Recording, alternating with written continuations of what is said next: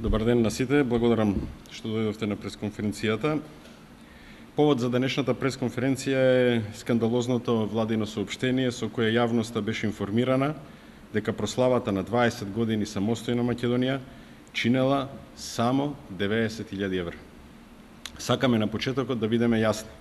Сметаме дека еден ваков значаен јубилеј, како 20 годишнината од независноста на Македонија, навистина треба да се одбележи и прослави на свечен и достоинствен начин, со повеќе содржини, но нема да дозволиме владата да се мајтапи со граѓаните.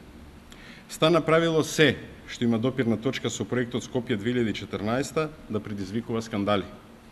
Очигледно е дека владата сака да ги сокрие вистинските трошоци, што само ги зголемува сомнежите, дека некој и од оваа прослава дебело се офајдил на грбот на граѓаните. И тоа полека, но сигурно ќе излезе на виделина, исто како во аферите со спомениците од Скопје 2014. Само организираниот автобуски превоз на партиските активисти и симпатизери на ВМРО-ДПМН од 83 општини чини повеќе од 100.000 евра.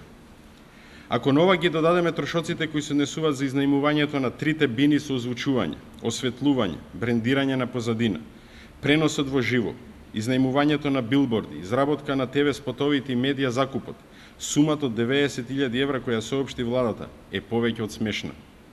Да не ги споменуваме огнометот, печатените материјали, огласите во весниците или хонорарите на креативниот тим за осмислување на прославата, кој го промовираше Министерката за култура. Колку и да се обидува владата да сокрие, јасно е дека за партиската прослава на плоштадот се потрошени милионски суми народни пари. Владата во соопштението тврди сите средства се потрошени во законски постапки и со целосна транспарентност.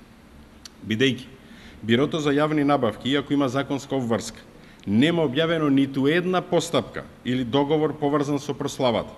Ја повикуваме Министерката за култура Елизабета Канчевска-Милевска како носител на одбележувањето на јубилеот на пресконференција да ги објави сите постапки и договори поврзани со прославата на плоштадот. Ако владата навистина нема што да крие, Министерката за култура уште денес, веднаш после нашата пресконференција, ќе ги објави постапките и договорите за прославата.